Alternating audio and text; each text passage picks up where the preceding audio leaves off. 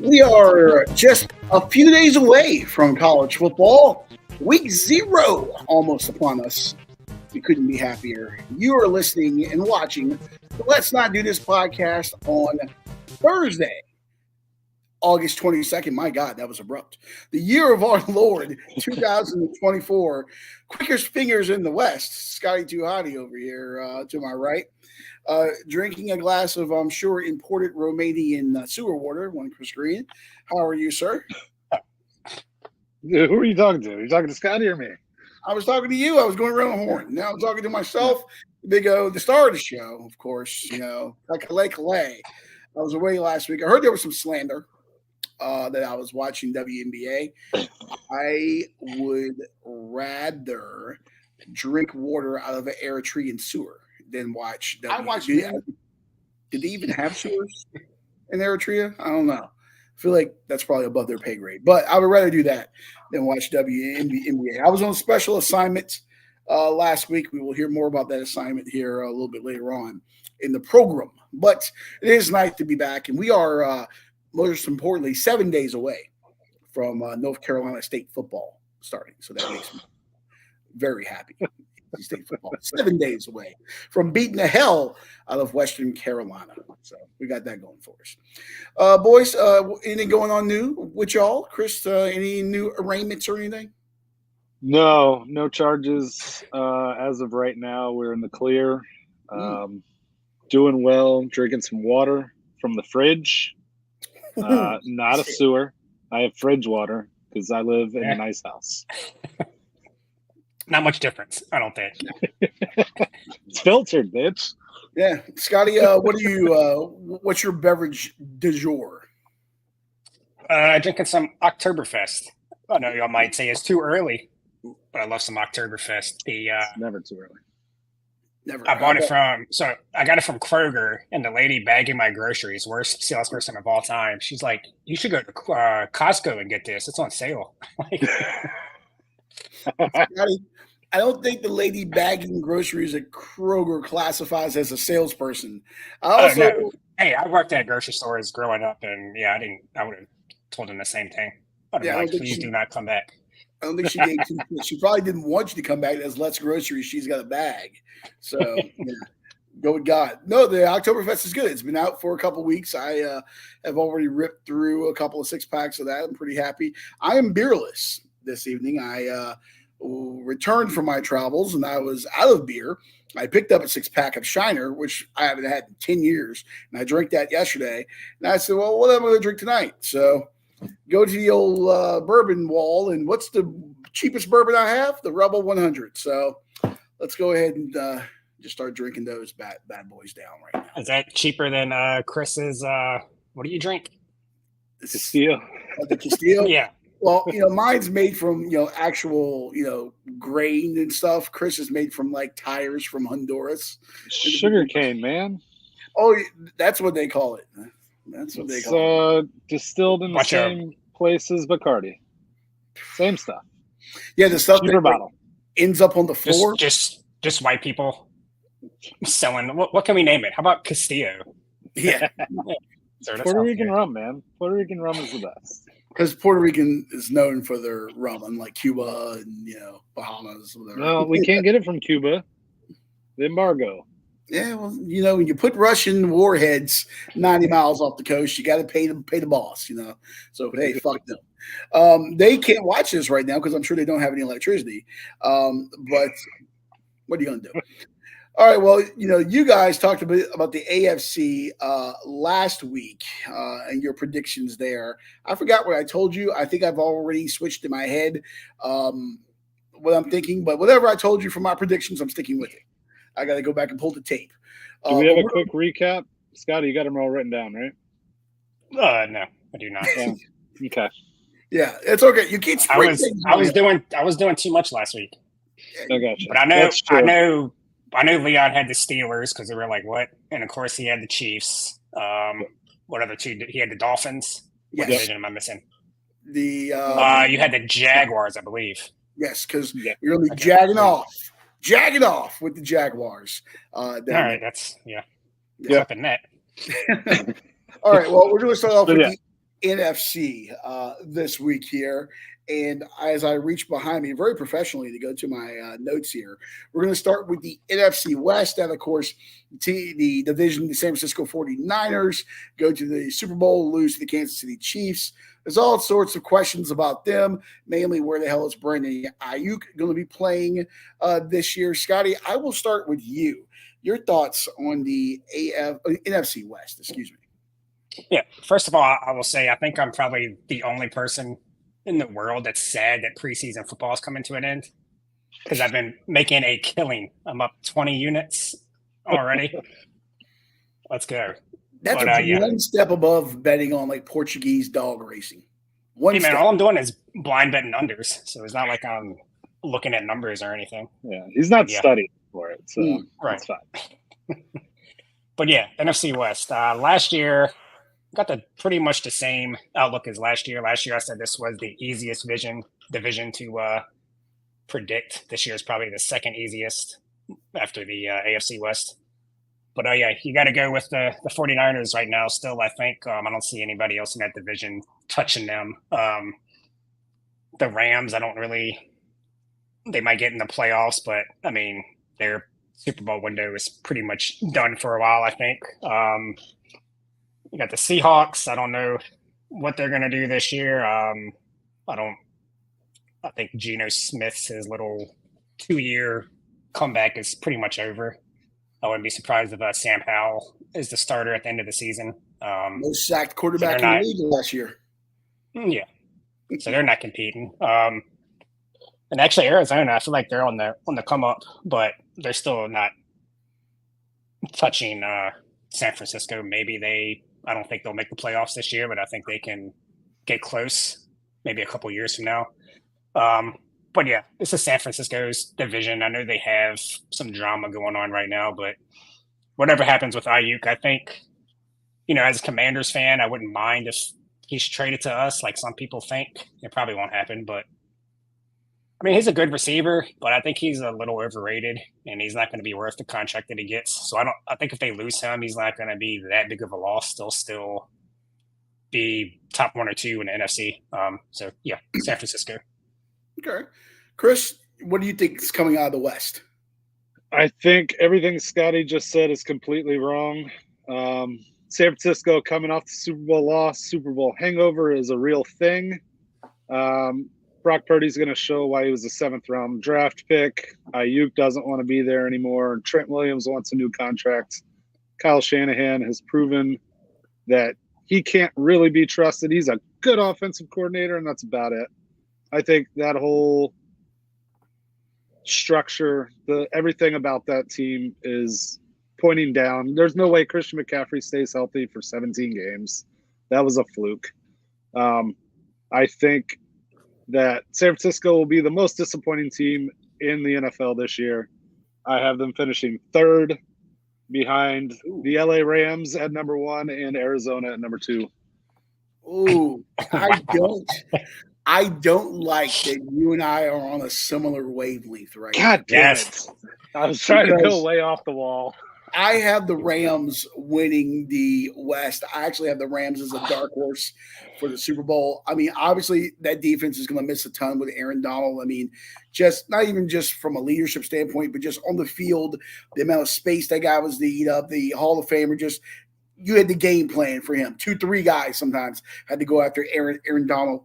That's going to be a big hole in that defense. Kobe Turner going into his 2nd year. He's got that unenviable task of trying to take over in that slot. But this is a good LA team. They were 10-7 last year. They got back to the playoffs. They lose to their former quarterback, Jared Goff. We saw Puka Nacua and Kyron Williams have breakout years last year. And if we get a healthy Cooper Kupp and Matthew Stafford is reinvigorated, we know what Sean McVay can do offensively. This is going to be a gangbusters offense. And if that defense can continue to play well despite losing Aaron Donald, this is going to be a team that's ready to bounce back and contend again, I think. I actually have them winning the division. And I actually have San Francisco at number 2, and I ain't so sure about that. Ayuk, we don't know what's going to happen with that drama. I hate to agree with Chris. McCaffrey, healthy 17 games last year, is a fluke. He's going to get hurt. I hope he doesn't. but he's going to get hurt, especially with the workload that he gets. The injuries, the holdouts, the Super Bowl hangover, just it doesn't bode well for the teams that lose the Super Bowl usually. It just seems like there's a lot of unnecessary noise going on around the 49ers. Behind that, I have Seattle at 3, but I could very well make a case for Seattle being that second team. Mike McDonald taking over. His defense in Baltimore, when he was Ravens defensive coordinator last year, gave up 16.5 points a game.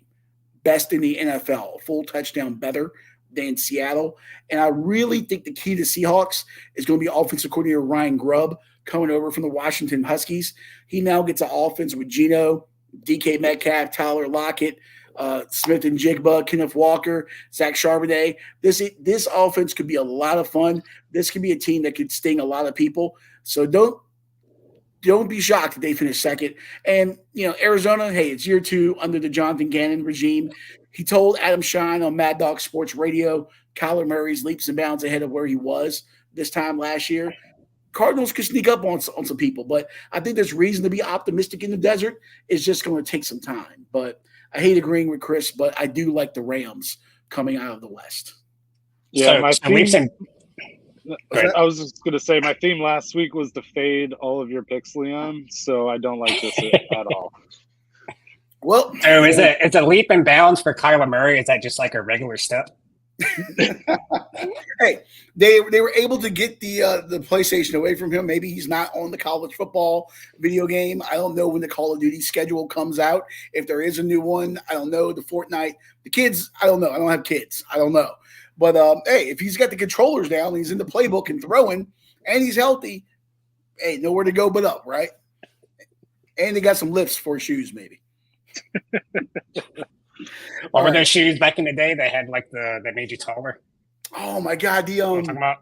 The ones 45 wears. In the East Bay catalog, right? They had like the little. Let's not do that. Yeah. There's a whole episode of Seinfeld about that. All right, I'll start things off with the NFC South. Going down south here. This is a division I kind of think is a little bit wide open. Tampa's won it 3 straight years, but that O-line has to play better this year than they did last year. They were 29th in adjusted line yards last season. We saw Baker Mayfield turn things around, but now Dave Canales is gone. His OC, he's in Carolina. We'll see. That whole core is just another year older with Godwin and Evans, and these guys have had injuries. I just don't know how much they have left offensively consistently. My division winner, surprise, surprise, is going to be Atlanta in the South. You got Kirko coming down there. What's the Achilles status? Is he ready? Is he going to be ready to go? Is Michael Penix going to play? If so, how much? He's looked good in the preseason. I think they're going to get good quarterback play regardless of if it's Cousins or Penix. It's got to be better than Desmond Ridder last year. They had a big blow to the receiving core, losing Rondale Moore in camp. And I think another key to their offense is can Drake London take that step forward. You look on paper, this is a really talented team offensively with Bijan and Kyle Pitts. And you look at who was getting him the ball with Heineke and Ritter. Those guys weren't put in a position to excel. So I think, with Penix or Cousins back there, they're going to get the ball. I think this is a team that can make some noise. Saints, I had them as the third best team. Not a lot of changes. Last year, Derek Carr continues to struggle in the red zone and more miles on Alvin Kamara. The receiving room is thin. They did bolster the defense by bringing over Willie Gay and Chase Young, but hey, is Chase Young going to stay healthy and stay on the field? And then Carolina, who knows, man? Like, this is a team, they got to protect Bryce Young. He was sacked 62 times, second most in the league behind Sam Howell last year. Everyone's hyping up Dave Canales as this quarterback guru for what he did with Geno in Seattle in 22 and Baker last year in Tampa. But those teams have a lot more talent than what's left in the room right now in Carolina. So I think they'll be better than they were last year, but they're still a train wreck. And I think week to week, we're just going to try to see what dumb thing David Tepper does for Carolina. As the dumb thing I did was forget to switch to the NFC South. But yeah, there you go. I like Atlanta there. Well, that's not surprising. They're a massive favorite to win that division, so you're not going out on a limb there, Leon. But I don't trust Kirk Cousins. I think he's a bum, and especially coming off an Achilles. So I'm going with Tampa. Baker Mayfield is not the trash bag that everybody thought he was. He's proven himself to be a winner, and I think that continues. Mike Evans, good for 1,000 yards every year for his whole career. He's going to keep it rolling. Carolina, who the fuck knows? Who knows? Maybe Canales can. The dude's what, 5'9", and their offensive line is terrible. So I don't know how he is going to survive. And the Saints have the worst coach in NFL history. So there's that. Hey, one thing too to tag on Bryce Young, I feel bad for the guy because 2 years in a row he's only get compared, to the number one pick. You look at C.J. Stroud last year and they could have had Stroud. He goes to Houston. That team was set up so much better to contend. You see what they did last year, and now the pick from the trade that they had with the Bears, you see that pick becoming Caleb Williams. 2 years in a row, this guy's going to be compared to another quarterback that's in another system that's more set up for him to win immediately. And I feel like he's going to be one of those guys that if things don't hit this year, could get lost in the shuffle a little bit. It's a big year for Bryce Young, in my opinion. Oh, no. Number one overall pick in the NFL drafts. Might get his feelings hurt. It's so sad. He's going to cry into his millions and millions of dollars. I don't feel bad for him at all. Yeah, he'll be fine. All right, Scotty, your thoughts on the Dirty South. So I've changed my mind on this division twice. I started with Atlanta, but they're definitely going all in, or close to all in. But I don't know. I feel like they're just putting too much together too soon. I don't know. I feel like it's not going to work out like they wanted to. But at first I was on Atlanta, then I switched to New Orleans.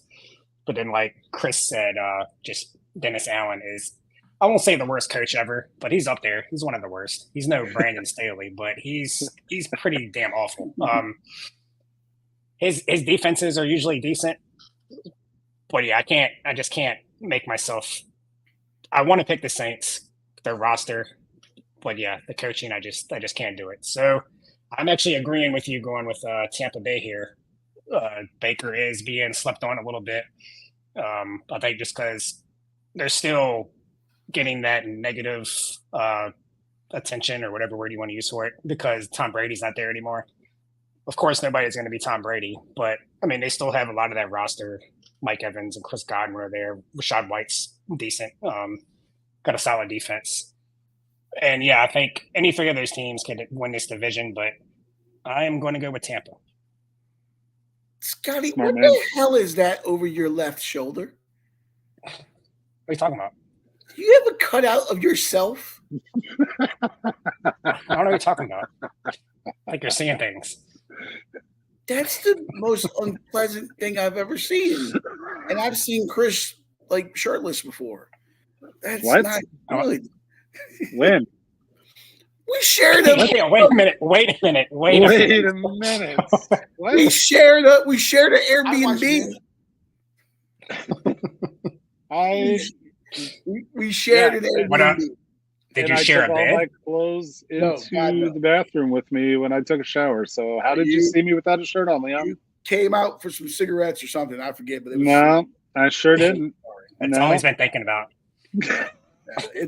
I've been going to therapy 3 times a week about it, actually. But that's more scary than that. Sounds like I need to go to therapy. Yeah. Fucking weirdo. Yeah. But if you must ask, back when we were the football team, that was during COVID when we made the playoffs. They, you couldn't have any fans in the stands. We had a home game against Tampa when Taylor Heineke almost beat Tom Brady. But yeah, they were selling. I fucked up the picture because I put my chin where my neck should have been. But whatever. I'm not good at selfies. But your Washington Comanches cardboard cutout there. So yeah, that cutout was that's in the stadium of that playoff game, and they sent it to me. I always forget. I have it down here, so whenever somebody comes over, they just start laughing. Like, I had the AC guys. Some guys were looking at fixing my AC a couple weeks ago, and I totally forgot that it was down here. And after they left, I'm like, they're probably like, "What the fuck?" No, nothing will get a woman to disrobe faster than sewage laden cardboard cutout from what was formerly. Girls like it. Girls like it. They're just hoping to leave without radiation poisoning from that thing. All right, NFC North division here. I guess I'll go ahead and start things off here. This things change a little bit. Obviously, with JJ McCarthy going down for the year for Minnesota, that's got to change their outlook. I don't completely trust on Sam Darnold. I don't think anyone does. Then Jordan Addison suffering the ankle injury. KSTP's Darren Wolfson said earlier today it looks like it's going to be another week to 2 weeks for Addison, but it was a pretty significant ankle injury. And as anyone who's ever sprained an ankle before or tweaked the ankle, done anything, that doesn't just go away.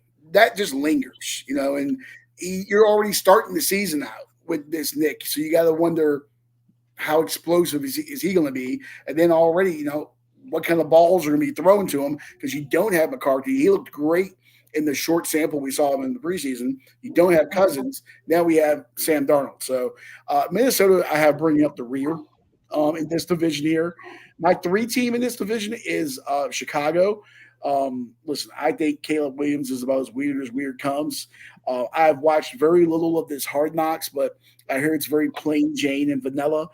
Seems like they're trying to keep him a little bit vanilla. I don't think he's painting the fingernails and stuff. All that stuff aside, when he gets out on the field, he's played exceptionally well thus far. They've upgraded the offense with DeAndre Swift and Keenan Allen coming in, even though Keenan Allen, from what I've read around Bears blogs and reports, he's put on a little bit of weight. People have been wondering if he's been getting into the deep dish pizza while he's in Chicago. Then they have Roma Dunze, and that defense is solid. So I think that's like the X factor team in this division. I think they could go anywhere from 1 to 3, honestly. There's just so much is on that quarterback. Number 2 is Green Bay. I really feel like they're going to miss Aaron Jones more than people think. He was a good pass blocker. He was great in the receiving game. He could run the ball, split time well.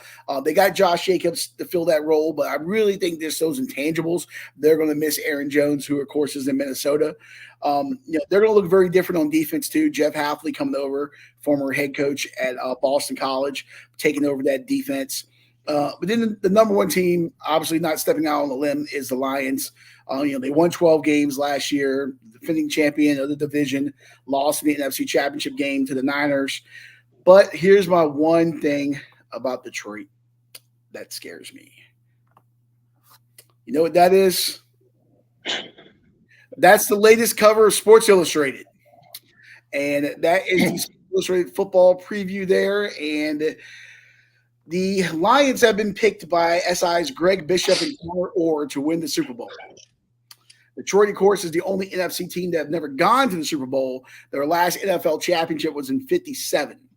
And the curse has already started because Penei Sewell left practice early yesterday with a foot injury. Reports today say it was a minor ankle injury and he'll be good. But come the fuck on, man. They get picked to win the Super Bowl, the cover of SI, and now your all-pro tackle is already getting nicked up. One cool thing to watch here with Detroit, which could be good for a lot of over-bettors too, Lions have 17 games. 14 of them are indoors this year. So just a little food for thought there with Jared Goff. 14 Lions games are indoors, but I'm going with Detroit to win the division there. Christopher? I hate that I have to agree with you on this one. But yeah, Detroit, head and shoulders above the rest. I think Jordan Love takes a step back in his second year starting. There's usually somewhat of a sophomore slump for all QBs. I know he's been around, this is his 6th year in the NFL, 5th year, but he's going to take a step back. People have film on him now. They know what he likes to do and his tendencies. And I'm not really a huge Matt LaFleur guy. I think Caleb Williams is special. That throw that he made running the opposite way across his body, running to the left side to, Adunze? Incredible. The dude's a freak. So he's going to be just fine. Love fifth year he's going into. Yeah. So, and then I think the Vikings will be better than people expect. I don't think McCarthy is going to be worth a fuck anyways. I think Sam Darnold is probably the best option for them this year anyways. Oh, spicy. McCarthy's best play is handing off the fucking ball. The dude can't throw. So, guy's got a laser for an arm, though. He was throwing rockets in the preseason before he got hurt. Yeah, throwing rockets to the other team is great. But I think Minnesota and Chicago will be fighting for last place. I think this is probably the most balanced overall division in the NFC this year. I don't think anybody's losing more than 10 games. Okay. Scotty, on the men from the North. Kind of agree and kind of don't with both of y'all. Bottom two picks. I do think Minnesota will lose 10 or more games. They got Addison going down. I think he's going to be fine, but McCarthy, I don't think McCarthy's going to be that good either. But just the fact that he's gone down and it seems like they're losing a new guy every day. Already lost Kirk Cousins to Atlanta. Not that he's great either, but I just think this is going to be a down year for them. I can see them going 6-11 or whatever. I think they'll be last. I agree with y'all in Chicago. I think Caleb Williams is going to be a star, but I think they need to address the offensive line. I think they're a year or two away from making any noise in the playoffs. So top two for me, I'm actually going Detroit in second. I feel like they have too much noise on them. Dan Campbell, the risk taker that he is, kind of cost them in the playoffs last year. I think he's just going to lose a couple more games this year, making some crazy decisions. And I actually like Green Bay to win the whole thing. They have the youngest roster in the NFL. Wait, I'm sorry. You said whole thing. You mean division, or are you talking the Super Bowl? Okay. No, I said they have the youngest roster in the NFL. Okay, you said whole thing. I was like, whoa. No, they're going to win the division. Okay. I think they're going to win the division. I think Jordan Love is solid. He might not be the Pro Bowl type of quarterback that some people think he looked like last year, but I think he's going to be solid. Like I said, they have a very young roster. They're just going to get better. They don't have a number one receiver on that team, but I think they probably have 3 number twos. They're all young. They all do different things. They got a good defense. They have a good run game, good O-line. As long as Jordan Love doesn't fall on his face, I could see them winning this division. That's what I'm going with. It was funny. I'm glad you brought that up about the receivers. Yeah, they don't have that sexy star number one receiver. They don't have a CeeDee Lamb or anything like that. But, it's kind of like the Dolphins, that 72 team. I'm not in any way comparing them to that, but they had that no-name defense. And these Green Bay receivers, you're like, who are they? But these guys are good. They're just solid guys that make catches and don't make a lot of noise. Just kind of go on the radar. Yeah, you got Christian Watson. He's your field stretcher. Hopefully he can stay healthy. Apparently he had one of his hamstrings or some part of his leg was bigger than the other one. And they're trying to say that's why he was getting hurt. So they fixed that. So I don't know. Maybe that will – who knows? But, he's the field stretcher. And then you have Romeo Doubs, who is his kind of red zone target. He can kind of do it all. They're over the middle guy. And then Jaden Reed's kind of their Deebo Samuel type. You can hand it off to him. You can draw up gadget plays or whatever. So, it should be fun to watch this year. Yeah, and then, Dontavian Wicks from Virginia is a serviceable guy. And even the tight end, Musgrave, is one of my favorite tight ends to watch in the game. So, Green Bay could very well challenge for the crown there in the North. And then finally, the NFC East, the NFC Beast, as it used to be called, y'all's Washington Commanders are in this division here. Christopher, I will start with you in the East. I hate picking the NFC East because I hate everybody so much. I don't know, man. Dak wants a new contract. CeeDee Lamb wants a new contract. Michael Parsons wants a new contract. That's fucking circus as it always is down in Dallas, but they're so fucking talented. The Eagles, Jalen Hurts hates his fucking coach. I'm going to talk to other coaches about stuff instead of his own coach. So that's weird. We have a rookie quarterback and a brand new head coach. All I know is the Giants are going to fucking suck. Daniel Jones, still there, still sucks. Their offensive weapons, they lost Saquon. I don't even know who's on that team anymore. I don't watch Hard Knocks. So I don't really care. Okay, whatever. Go ahead. No, you go. I was just going to say, it's funny you mentioned the Giants are going to suck. I was listening to Ovis and Giglio today. Joe Giglio was talking about the Giants and how he was looking at week 1 to fade whoever the Giants, to fade the Giants and to fade the Vikings. Lo and behold, they're playing each other in week 1. So, hey, someone's bet the under. Yeah, bet the under.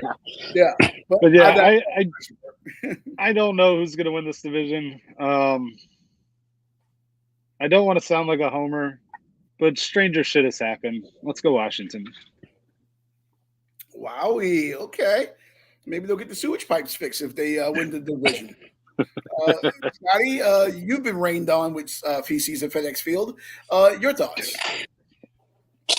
I have not, but I wouldn't be totally shocked if the Commanders won the division, but I can't pick them. I feel like the Commanders could win the division or they could win 4 games and finish at the bottom. I have no read on them really. It kind of depends on how Kingsbury's offense and Jaden Daniels looks. That's basically what's going to come down to. The defense will be a lot better with Dan Quinn there, I think. But yeah, if I had to pick, I would put them. I hate to say third, but that's where I got to put them right now. I can't let my fandom bet with my head, not with my heart. But so I'll put them third.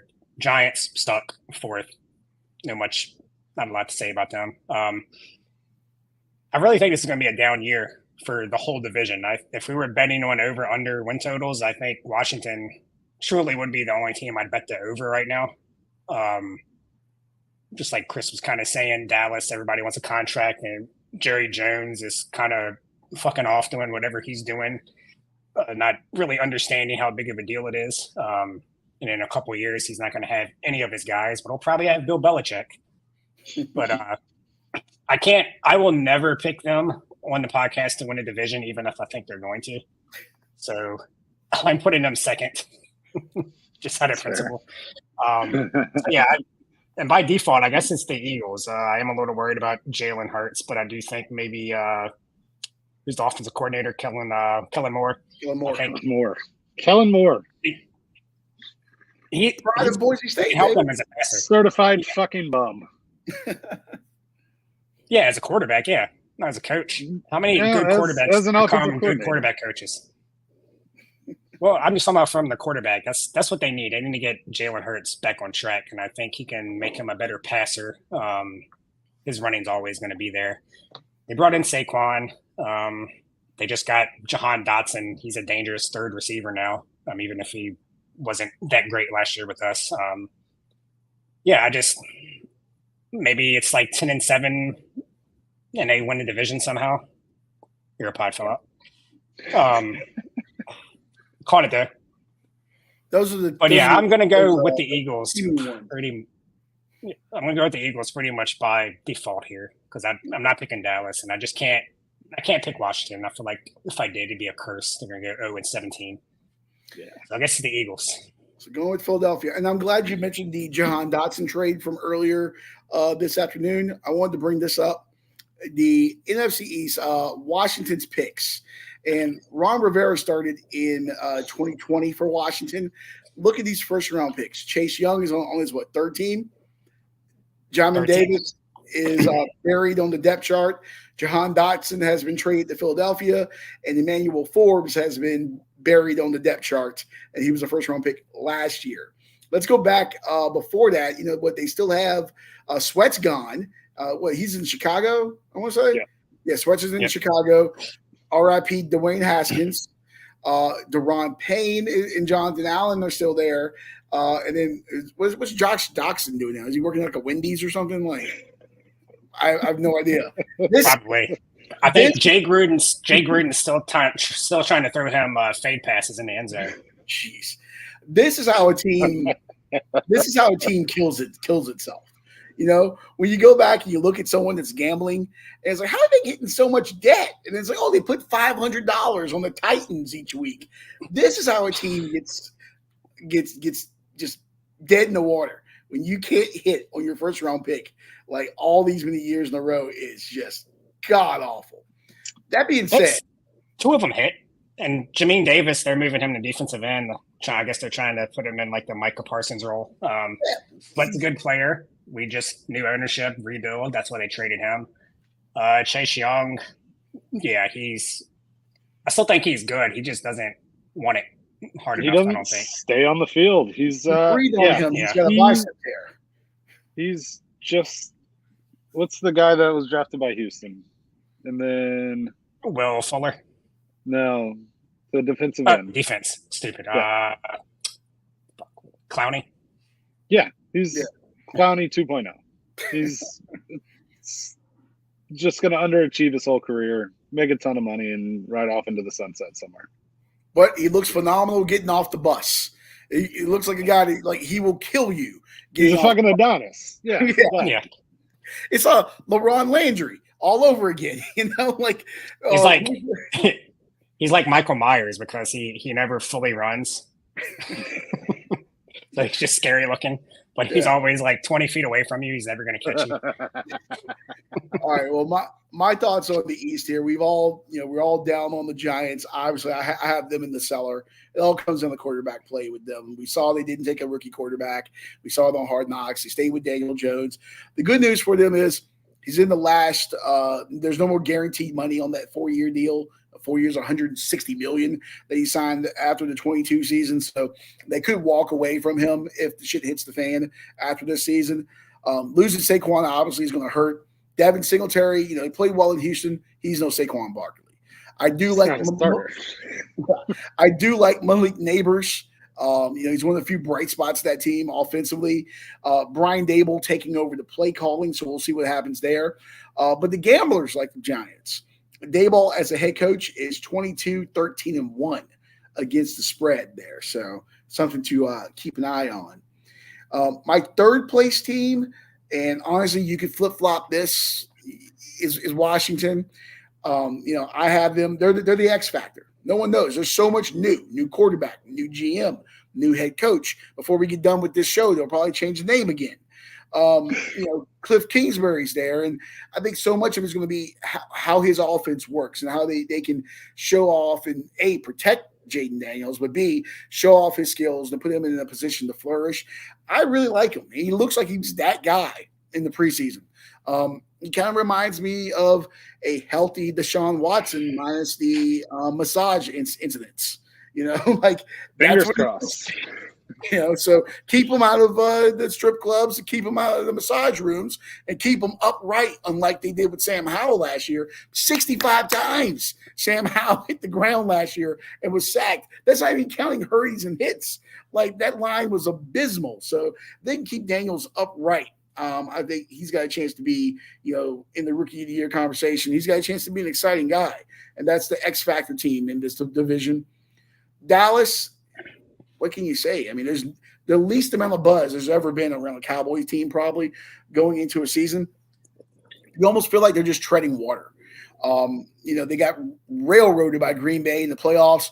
What do? Very little moves in the offseason. You mentioned the contracts from Micah and CD and Dak.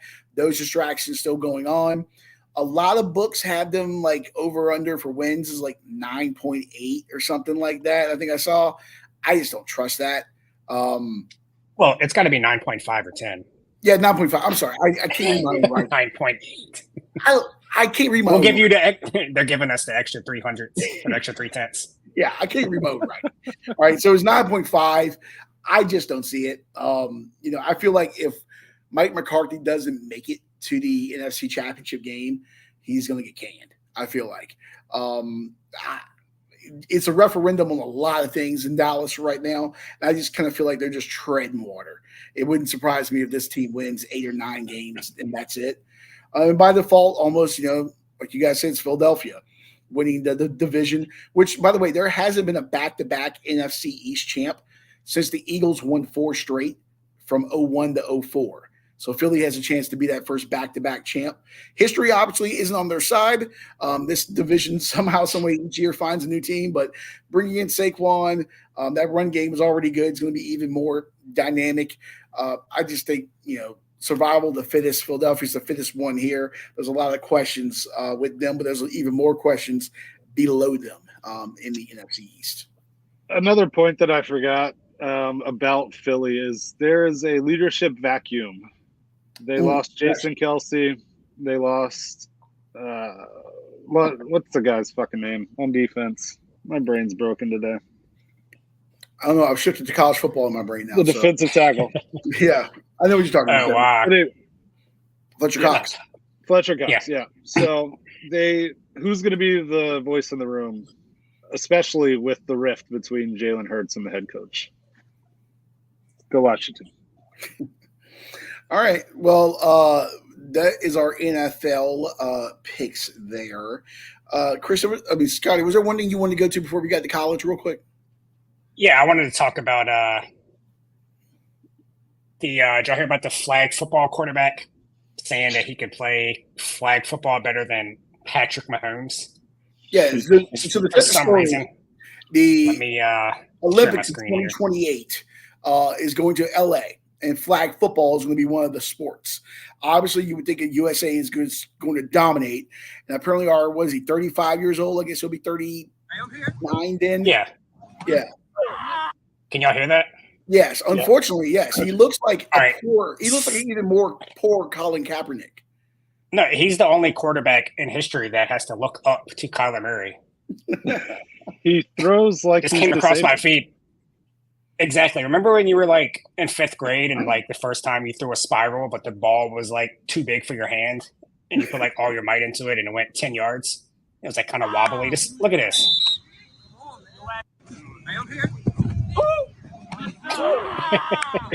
He throws like he makes grilled cheeses at 3:00 in the morning. Dude, no, he throws like he cooks grilled cheese at the Capital One Cafe. Like that's his day job. He makes grilled cheese at the Capital One Cafe, and then by the weekend he goes out and does a little flag football on the side there. Yeah. This guy can't be serious. Yeah, right? I hope they have tryouts. Yeah, he might. I think he might be dead serious. I hope they have tryouts and him and Mahomes are on the same field, so Mahomes can like tower over him and just throw darts. I feel like I never play like competitive flag football, but I gotta imagine if there's one position that translates, it's the quarterback position, because all you're doing is playing 7-on-7, or I think it's 5-on-5 in their roles. But Mahomes can do anything that he can do times 10 plus 8 inches. I guess this guy's trying to make a name for himself. I don't know. Pause. Look, this is going to be that. Yeah, this is going to be that episode of The Simpsons where remember the nuclear power plant had the softball team and Homer's taking them to the championship, and then Mr. Burns brings in his ringers, Wade Boggs and King Griffey Jr. and Ozzie Smith and all. Darryl Strawberry. Yeah, Darryl Strawberry. Then they all suffered different maladies leading up to the game. That's what this is going to be. This guy walks out and he looks up and, oh, there's Patrick Mahomes. Some guy goes, oh, there's Travis Kelce. Oh, there's CD Lamb.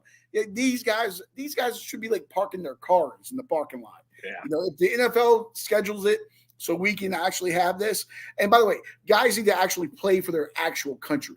None of this like, oh, your grandma had a plane stop in Liberia in 1957, so you can play on the Liberian team because you weren't good enough to play quarterback for USA. No. We need, I want actual people from like Nicaragua on the Nicaraguan team so we can beat them 157-2. Watch out how you say that. Noriega's dead. I don't know to tell you. There we go. All right. One last thing before we go to college football picks here. Quick story. I don't know if you guys saw this. Oklahoma State University, the pride of Stillwater, Oklahoma there, formerly Oklahoma A&M back in the day, they are going to be putting QR codes on their helmets. they announced the other day. I think that this is brilliant. So, like, if a player makes a good play, or even if you just see him on the sideline, you're watching TV, whatever, pull out the phone, scan the QR code, and then you can make a donation. Does it go right to that player? No.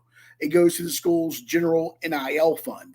So, hey, if Oklahoma State knocks off Baylor, in triple overtime, 62-63 or something, 63-62 or whatever, and you're really jazzed up about the big Cowboy win, you can go ahead and donate some money. I actually really like this. We've seen schools do stuff like this before. Central Florida a couple years ago put the Instagram handles on the back of their jerseys during the spring game. I think Colorado did this year too. I really like this, but I do have a question.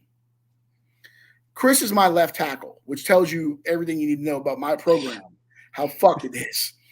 He misses a block. Chris misses a block. My quarterback gets hit, and his leg goes a la Joe Theismann, Kevin Ware. He just snaps like KFC chicken. Do I Venmo request? Can I send a Venmo request to Chris for like his tuition money back? No. Like if the QR code's on it, someone's going to figure it out. Yeah, I see what you're saying, but if there's anybody that's not going to get paid on this, it's the offensive lineman. Because when are their QR codes ever going to be on the screen? It's going to be quarterbacks and playmakers. Oh, it'll be the huddle. You get a little bit of O-line there. Or, maybe it's a big block.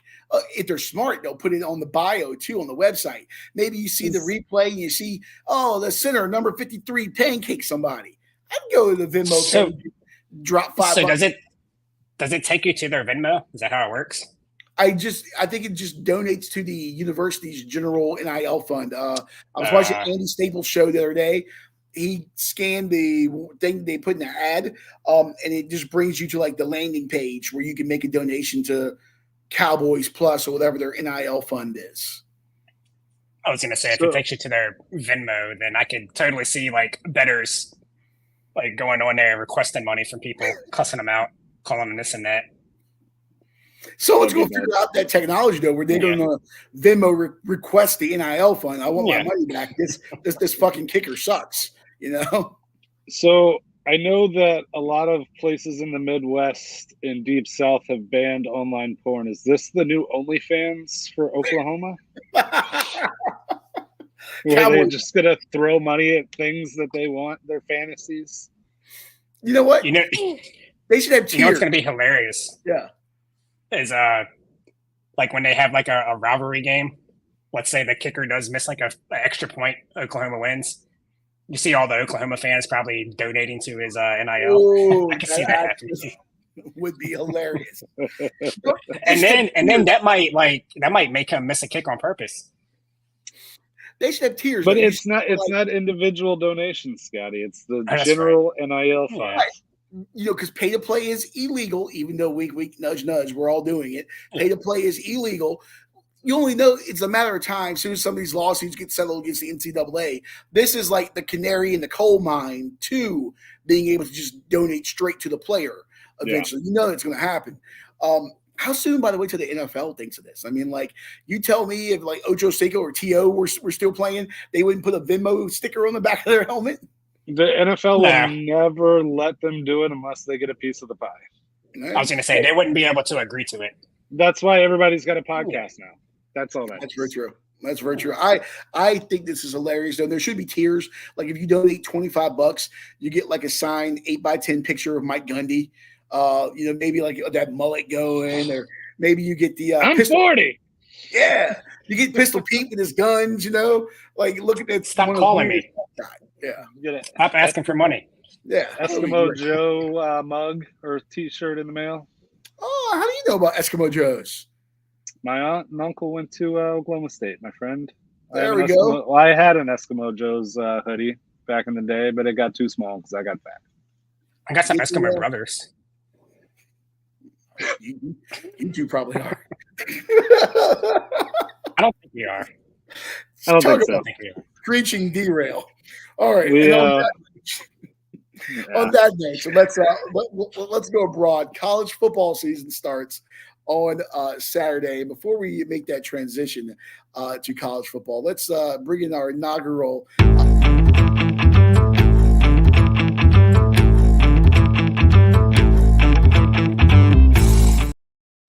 You cut yourself off. Yeah, well, this is my first time doing that. If I make a song for that, can you put it in the background? Yeah, and it got stuck. I was moving up and down on the timeline instead of playing, and just bad things happen. I blame the bird. But yes, let's go to our picks for this week for week 0 of college football. Florida State, Georgia Tech from Dublin, Ireland, the beautiful Aviva Stadium, home of the Irish national team there for rugby and soccer and all that good stuff. Chris, I think this is on your slate here. Yeah. Okay. Can I ask a question real quick? Yes. Why the fuck are Florida State and Georgia Tech playing in fucking Ireland? Why are we going to Ireland without Notre Dame? Why the fuck does anybody care? Have you heard of Aer Lingus? No, I've heard of Cunnilingus. You know not about that or Aer Lingus. Lingus. Nothing says Irish like the Seminoles and Georgia Tech. The Aer Lingus Classic, they are sponsoring it. There used to be an old Emerald Owl Classic that was held like back in the 80s or whatever, in the 90s maybe. But and then there was like the Shamrock Classic. Now it's the Aer Lingus Classic, and this has been going on. I think it's the 4th year. Yeah, we had Georgia Tech BC in 16, then Northwestern Nebraska in 22. Northwestern won that game. It was the only game they won all year, so they didn't win a game on American soil. In 22, and then Notre Dame beat up on Army 42-3 last year. So it's like what was it, Jacksonville, who didn't like win a game in the States, but they won one in London, or they tied in London or something. I believe it was Jacksonville a few years back. Yeah, when they were bad. But yes, Georgia Tech and Florida State. From what I understand, a lot of the Noel fans went to Ireland early, and they've been drinking their way across the country. So also they are quite still pissed off. And I believe the same crew that it worked the game for television for the blowout against Georgia is the same crew that will be on TV for this game. And then Herb Street will actually be there. College Game Day is going to emanate from Dublin, and we know the comments he made about Florida State last year. So that'll be interesting to see how they keep him away from the Seminole fans. I just don't understand why the potato fuckers are getting our college football. It should be in the States. Go ahead. Fuck you, Ireland. Thank you. Well, Chris, I'm a proud Ulster loyalist myself, so I'm going to go ahead. What? I was wading into sectarian violence.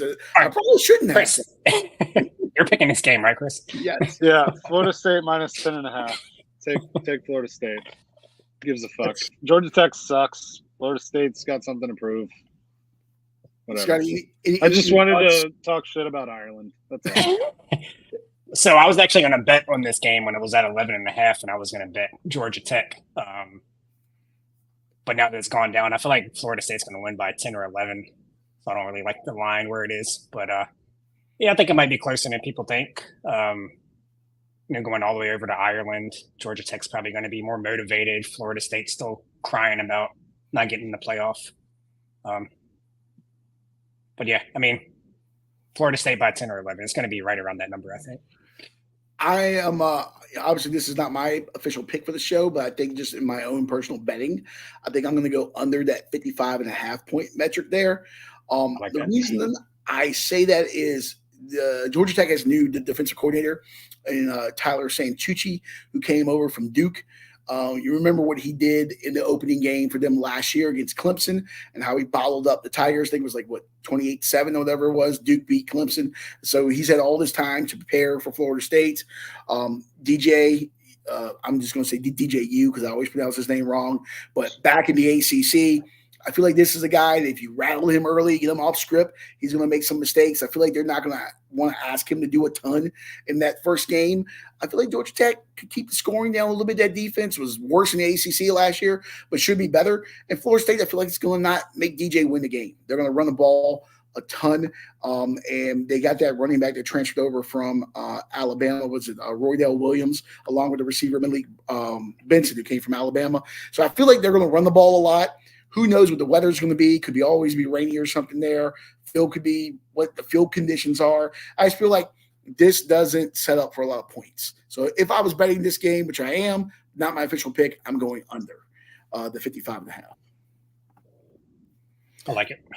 Next up is my game. Montana State at New Mexico. Boys and girls, let me tell you about a team from Bozeman, Montana, called the Montana State Bobcats. When do you see an FCS team, by the way, favored by double digits over a FBS team on the road? You never see this. And this line has actually grown. This line started off, I believe it was at 7.5, then went to 12.5. And we're at this mark now, which is 13.5. Bronco Mendenhall, our old friend from UVA, his first game in charge of the Lobos. The cupboard is bare in Albuquerque. Not anything was left. And, of course, whenever you bring in Bronco, he's going to run some guys off with the way he does things. There's going to be some turnover. I think better days are coming, but they're a long way away. Remember, Broncos' first year in Charlottesville, Virginia went 2-10 at 16 and lost to Richmond. This Bobcats team had 4 losses last year. One to the South Dakota State, who won the championship in the FCS when they were number 1. One to number 9 Idaho. One to number 3 Montana in the regular season finale. And then at home in the second round of the FCS playoffs to North Dakota State. So this is a damn good team. I like the Bobcats. I don't know if they'll cover on this. I think they will win.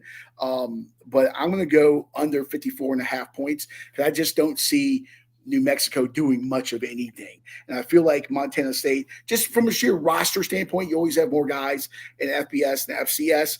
I just feel like they're not going to pull away to really blow them out. But I feel like it's going to be under 54. So that's what I'm going with in this game. Yeah, just because it's week 0 and there's not much to bet on, I'll probably bet New Mexico plus the points. FBS versus FCS, no matter who it is, 13.5. I'm taking that. That's a crazy number. Yep, I'm with you, Scotty. Don't know anything about either team. Don't care. Yeah. All right. Scotty, you're up next. SMU at Nevada. The Mustangs making their ACC debut. Yeah, again, slim pickings on the games here, but I'm going SMU minus the 25 points. It's a huge number, but Nevada was maybe the worst team in FBS last year.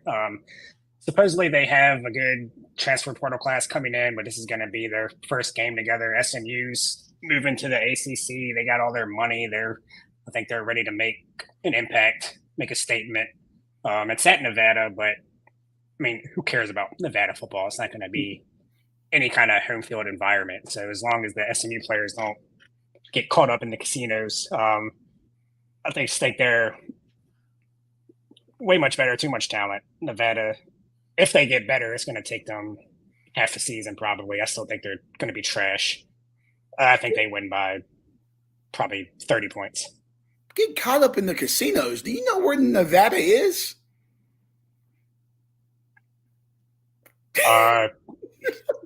It's in Reno. It's in Reno. Okay. It's going to be close to Vegas. Reno's got casinos? Yes, I know that Reno's got casinos, but these SMU boys are from Dallas. There's a lot more trouble you can get into in Dallas than in Reno. Yeah. Well, yeah. So you go to casinos then. Yeah. Chris, any thoughts on this game? 25 is a crazy number. If they're going to win by that much, I'm just going to take the over because it's going to be a high-scoring game, at least on their side. So over 55.5. I'm with you. I'm actually going to bet the over on this as well. Rhett Lashley has been known to run it up. That's our head coach. SMU has 98 career starts returning across that offensive line. They have a veteran offensive line, 2 very good quarterbacks in Preston Stone, who we saw get injured last year, and then Kevin Jennings come in and start that AAC title game and the bowl game. Both of these guys are going to get a little bit of playing time. We'll see how they manage both of them this year because I think they're both good enough to want to get both on the field. And they got all 7 of their top receivers coming back from last year. This is their first game as a Power 4 conference team. I think they want to really come out and make a statement. It wouldn't surprise me to see I keep wanting to say Horned Frogs, Jesus Christ, to see the Mustangs drop 60 some odd points here. It would not surprise me. Cool. All right. Next up, we do not have a pick on this one, but I wanted to mention this. Delaware State at Hawaii. And I just realized I forgot to capitalize Hawaii. I'm sorry, Hawaiians. Let Delaware State have their shine. I didn't capitalize Hawaii here. Did they make it? Okay. What? Have they made the plane yet? No, but look at all the other graphics. Everything else is capitalized. No, we don't care about that. Did Delaware State make it to Hawaii? Oh, yes. As far as I know, the game is on. They have got on the plane. They were delayed getting to JFK. Why they were flying out of JFK, I don't know. I forget what part of Delaware. Because they're in Delaware. They could have went to Philly. Yeah. You could have went to Philly. But once again, they go to Delaware State. So obviously intelligence is not paramount there. Delaware State's bad. Like, when I tell you they're bad for an FCS team, they're bad. When I tell you they're bad for an HBCU team, they're bad. They were 1-10 last year. Their only win was over Virginia University of Lynchburg. Virginia University of Lynchburg was the one. We're in Virginia. I've never heard of it. Is that formerly Lynchburg College? No, that's a completely separate school. Wow. Lynchburg College, which is now Lynchburg University, I believe. But no, Virginia University of Lynchburg. Look it up, children. It's a real school. They're a member of the National Christian Collegiate Athletic Association, and they are a HBCU as well. That was their one win last year. Hawaii 5-8 last year, 3-5 in the MAC in Timmy Chang's second season there in Honolulu. Hawaii also has UCLA coming to the island next week. For that very reason, me betting this game, 40 is a massive number. I would actually just go under for this game. Hawaii's just going to roll out. They're going to stomp the dog shit out of them. But it's going to be, we don't want to get anybody hurt. We don't want to show anything. We got a real game in UCLA next week. This is Delaware State's vacation. This is their season. It's like NASCAR. You start things off with the Daytona 500. It's your most important game.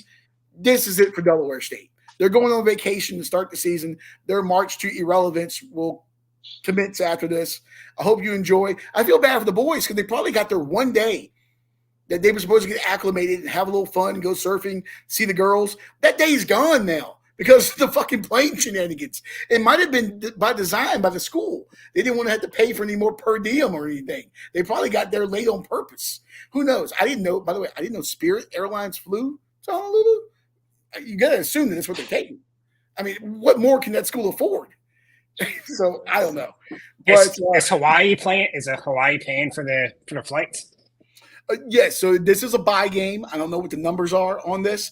I'm sure they just gave them like a luau and like some spam or something that probably like feeds half the athletic department at Delaware State. I don't know. I don't know how this game gets scheduled. Like, what's the point of scheduling this game? I don't know. But yeah, Delaware State's an awful place. If I know anything about Hawaii football, I do know one thing. Those motherfuckers love to air it out. Timmy Chang, Colt Brennan, they used to throw for like 6,000 yards every year. They're going to fucking launch it. They're going to score probably 57 points on their own. Take the points, go over, blow out. Yeah, in the college football game, I created a school and I put it in Hawaii just because I wanted a school in Hawaii. So I replaced Hawaii, but it links me to their records, so I can't break any of the passing records. Oh no, fuck no. Oh, so this is like oh god, I don't even want to get nerdy. This is like I think was it Florida State or Florida? One of them has records from a time when they were another school. but they don't claim it. I want to say it was Florida. I got to go back and look. I'll have the answer next week. I think it was Florida. Actually, it might have been Florida State because Florida State was like Florida Normal School or something like that, which is like an old name for like a teacher's college back then. But they don't. They don't. You say normal? Normal, yeah. Were they? Is it like a Down syndrome school? Why do they call it the norm? I mean, was that what it was before? A normal school. Grilled cheese at 3:00 in the morning. A normal school back in the day was a teacher's college. They call it a normal school. Okay, that's weird. Yeah, that's just what it was back then. It used to be an all-girls school too until like 1948. Florida State was. But I'm pretty sure it was them that they don't claim the records from when they were the normal school, and Florida's like, oh no, we claim these records. We beat your ass. Then these games counted, and the other one's like, no, they don't. But they were normal. Now they're disabled. Got it. That's Scotty at Let's Not Do This Podcast.com. That started with Bert Kreischer. Yeah, pretty much. There you go. Yeah. All right. So those picks there. We'll put those out. I'll put those out on social a little bit later as well. But there we go. Oh, and I was looking up where Delaware State was. One of you guys vamp with me for a second here as I look up where Delaware State University is. You say vamp? Yeah, vamp. You couldn't fucking figure that out while we were talking? Delaware State University is in Dover, Delaware. Capital. Oh, okay. Yeah. Isn't it? Or no, Wilmington is the capital. Yeah, Wilmington is the capital. What are you talking about? I don't fucking know. Does it matter what the capital of Delaware is? No, Delaware is like your dad's friend. You know, it's just there. It's boring. You try to avoid it. It's your dad's friend. It's not hard to avoid. Yeah, that's true. I will say, I stopped at an Acme grocery store to use the facilities, and it was actually quite nice. I forget what part of the Delaware I was in. It was actually quite nice, and whoever gentleman's house that was right across the street from it and right down the street from the high school actually had a really nice house with a very well manicured lawn. That's about probably Biden's house. Thing I can say about Delaware. No, there wasn't broken bicycle parts. Or Hunter wasn't out there with drugs, allegedly. Let's not do this. I've had to stop both of y'all from making political jokes today. Oh, it's the campaign season. All right, so let's transition away from the sporting stuff here and get into some right into politics, zany stuff.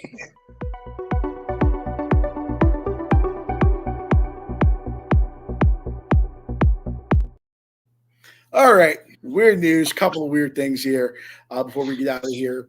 Chick-fil-A. I think we can all agree Chick-fil-A is probably one of, if not the best fast food place in the country. It's up there. What's the best? Anything that sells anything. Chick-fil-A is overrated as fuck and expensive as fuck. And it takes a lot longer than most places. I don't know what Chick-fil-A you're going to, sir. They have the efficiency of a German assembly line at the ones that I go to. And there's always a clean cut crew of like 18-year-old dudes and girls out there just boom, boom, boom, boom, boom, giving food. There's like 12 lanes across. If BYU ran a fast food establishment, it would be Chick-fil-A, and they would do it very efficiently. BYU? Yeah. Chick-fil-A is like a cult. Good kids. Those BYU kids are good kids. Okay. Sure. Anywho, Chick-fil-A, we all love them except for Chris, who eats at like wannabe bodegas or whatever, and I don't know what he does. But I like good food. Sorry. Anyway, Chick-fil-A launching a streaming service. Chick-fil-A TV. This according to Deadline. They're planning to launch its own streaming platform with a slate of original programming. I'm a little confused about this. Yeah, what's going on here? What shows could probably be on there? Here's some ideas according to Eater. Eat More Chicken, which is a cooking show starring famous Chick-fil-A cows, showing you all the amazing meals that can be made with anything but beef. There's American Chicken Warrior, parkour just through the drive-through window. I hate this. And then Pickle Me This, which is like a game show where you throw pickles on a sandwich and stuff for prizes. Their ideas are very dumb. But are they going to have the 700 Club? Oh, yes. That's got to be it, right? 700 Club has to move to Chick-fil-A TV. You know they're not going to have any NFL stuff because they're not going to work on Sundays. College football. Chick-fil-A is a big supporter of college football. Division III football. You give me like Randolph-Macon against West Virginia Wesleyan on Chick-fil-A TV. I'd pay $2.99 to watch that. It's actually not a bad idea. Yeah. Oh, unlike, I didn't even get to this in the last story, fucking Hawaii. Every other game is on TV this week except for Hawaii. And I went to go look it up. How can I watch Hawaii, Delaware State? It's on Spectrum Sports pay-per-view. And if you look down below here, you'll see individual games are $69.99. That's nuts. Who the hell is paying $70 to watch Hawaii massacre Delaware State like they did with Captain Cook when he made it to the islands? I don't think Timmy Chang's crazy. family is going to be watching that on TV. But the good What's news at midnight? If you want the whole season package, it is $299.99. So what a deal! So I can either get a NFL ticket or I could get 6 Hawaii football games. Hey, there you go. I will be listening to that game as I go to sleep on. Sorry, Scotty. I will be listening to that game as I go to sleep on ESPNHonolulu.com. But yeah, I just wanted to share that with you. But yes, going back to Chick-fil-A TV, depending on what it is, if it's like $2 or $3.99 a month, and maybe it's like, I don't know, the history of chicken, you know. I'm not doing it. I'm not going to do it. A show about, I don't know, maybe there's like a bibliography about Strom Thurmond or something on there. I don't know what they're going to put on there. Some low-hanging fruit. I don't want to get canceled. It's not going to be RuPaul's Drag Race. I know that. No, it's not. Maybe it's a cooking show, like, you know, Chopped or whatever, but like with all Chick-fil-A ingredients, you know? Yeah, they should 5 do. of them. Yeah. You know, they have like the dark side of the ring, dark side of the 90s. They should have like a dark side of do all their competitors. Ooh, I like dark it. Side of McDonald's, do like all the lawsuits and all that. You know what? The monopoly cheating shit. I'd be on it for what I experienced tonight because I had Sonic tonight. You have a new story every week.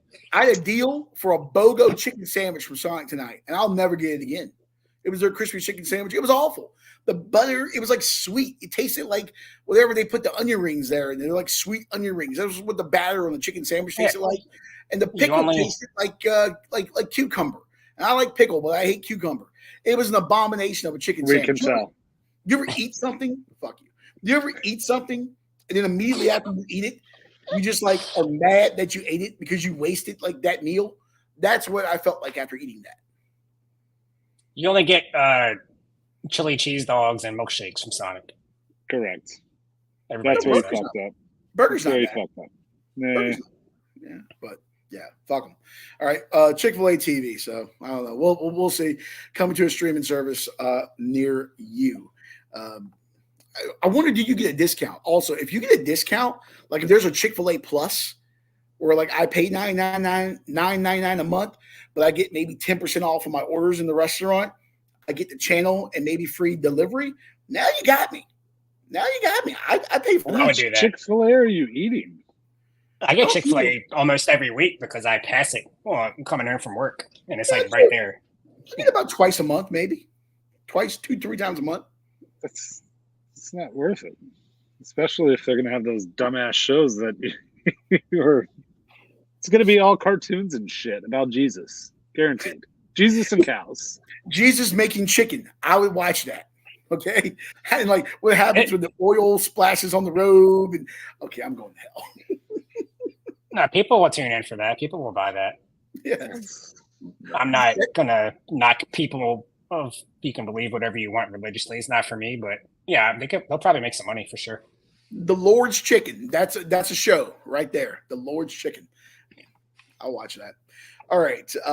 Moving away from Chick-fil-A here. There was one more thing. Scotty, you know what? Let me go to this before we go to the last thing. Francis from Barstool, Francis Ellis wrote an article.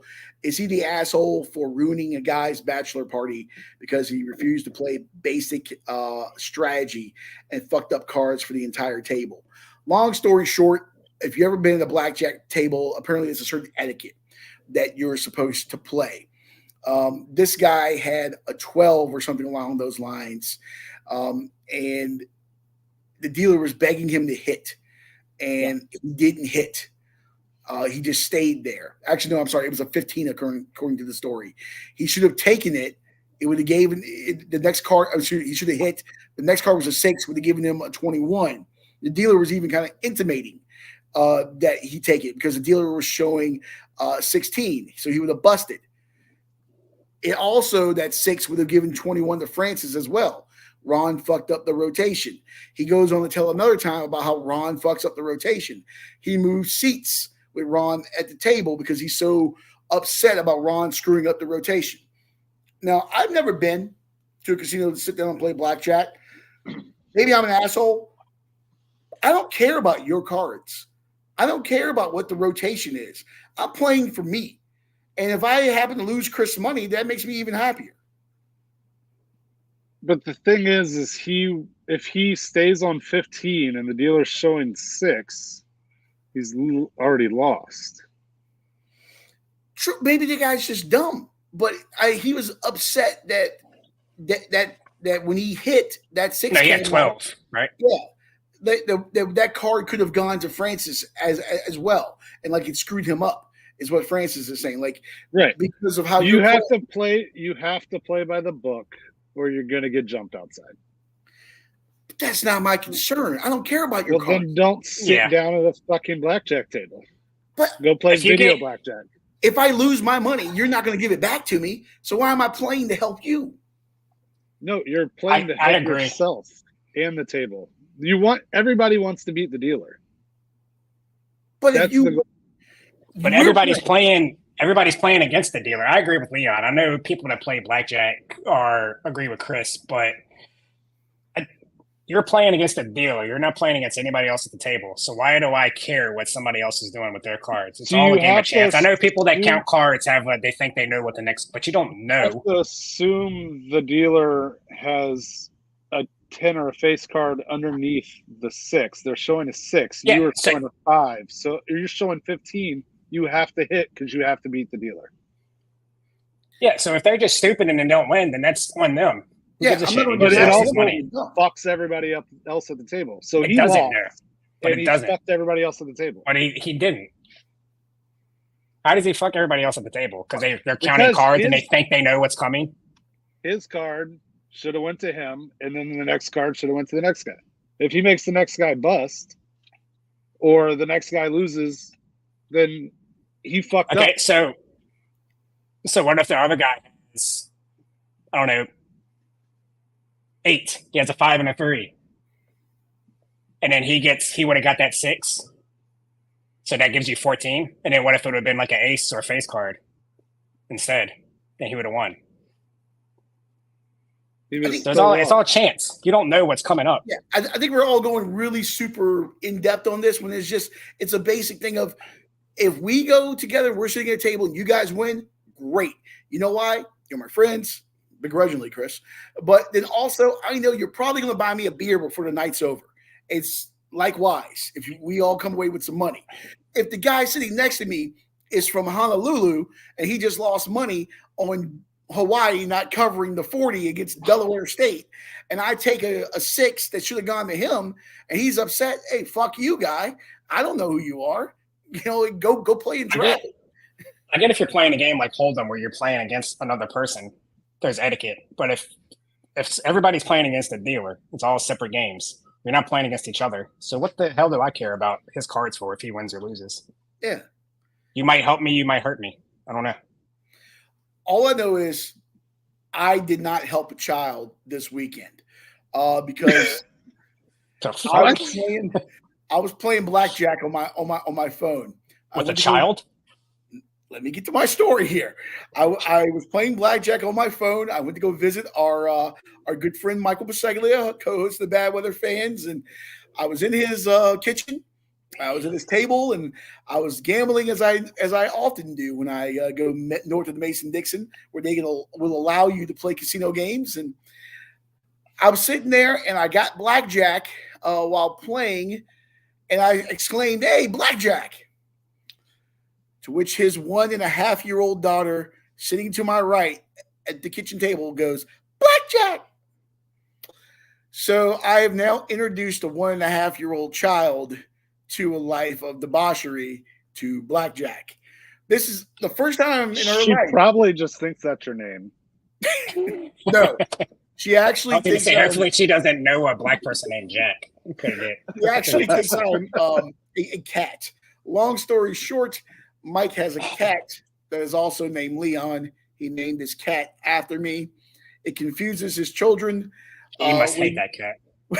When they were putting his daughter to bed one night, as they were taking her upstairs, they said, "Say goodbye to Uncle Leon." She looks at me and goes, "Good night, cat." So, yeah. All right, real quick. Y'all give me shit for betting on preseason, but you're betting blackjack on your phone. Hey, I made $40 playing 25-cent hands. I don't believe you, but I lost it all. Okay, then you didn't make it. There you go. There you go. You know, I got. You were up at one point. Yeah, I was up. Listen. That's like Delonte West saying he's in the NBA. Listen, he was. The moment I cross the Mason-Dixon, I do two things. I make sure that I'm not being shot at, and then I pull out my phone and I proceed to play casino games, especially blackjack, on my phone because you can't do it down south. There's a couple things that, I'll give you that. Those people that started the war of northern aggression up there got right. Number one was, there's liquor stores that have bars in the back of New Jersey. I did like that. And number two, you can play casino games on your phone. So, it must be nice always being the passenger princess, where you can just do things like that when you drive. Hey, do you see Obama driving anywhere? You see King Charles driving anywhere? No, royalty is driven, sir. Royalty is driven. You think the Queen drove? No, she did not. I fucking hope not. That bitch was old. Speaking of bitch, there's a joke there I'm not gonna make. Last story before we get out of here. Scotty, you saw this thing, the list of states and cities that swear the most. If I had to ask you guys off the top of your head, what state do you think would swear the most? Like New York, Massachusetts, Florida. All right, give me your overall number one. If you had to pick one. New York. Okay, Scotty? Well, I already know. So what is it? What is it? It's actually Maryland, the number one city, which is probably why you put this on the rundown, is Baltimore. Yes. It makes sense. Now that I think about it, Maryland drivers are the worst. But I was surprised. Guess what number Virginia is statewide? 15. 37. 3. I was a little surprised about that. I mean, I shouldn't be. Oh, good thing about it. My friends, but we're right outside of DC. So you look at like all the evil that emanates on both sides of the aisle from DC, the shallow holes of people that live there, the driving, the bills, the traffic, the everything. You're going to be pissed. So you just draw a little circle around DC. You're going to hit parts of West Virginia, parts of Maryland. They all curse. They're all upset. That's not all of it. We also have a bazillion fucking army bases and shit too. Oh, good call. Yeah, good call. But guess what the number one city in Virginia is? Number 6 city in the world. Virginia for Beach. Cursing? Yes. Norfolk. Y'all are both close, location-wise. Hampton Roads. Yeah. What was it, Hampton? Yeah. Yeah. Hampton Roads is a region, Chris. Yeah, they got to go through that fucking tunnel. Yeah. It's terrifying. Dover, Delaware is number 16. Wow. Because of Delaware State University. Delaware State University. That's what they actually have cursing as a major. You can major in cursing and Nissan Altima driving at Delaware State. That sounds like a UNC course. Yeah. That might be but unlike it, you actually had to go to class at Delaware State, unlike UNC. So, you got that going for you. All right, let's get the fuck out of here. Scotty, go ahead and bump us out. Join us next week. We'll do week 1 reaction. Week 0 reaction, week 1 preview for college Super football. Bowl picks. Yeah, Super Bowl picks. What? Leon, are you ever going to pick a team? Are you going to pick a team before the season starts? Probably not. It's just better this way. Oh, and also, we have a special announcement, something that we're doing starting next week. More content. YouTube. Yeah. Peace. This guy, he stinks.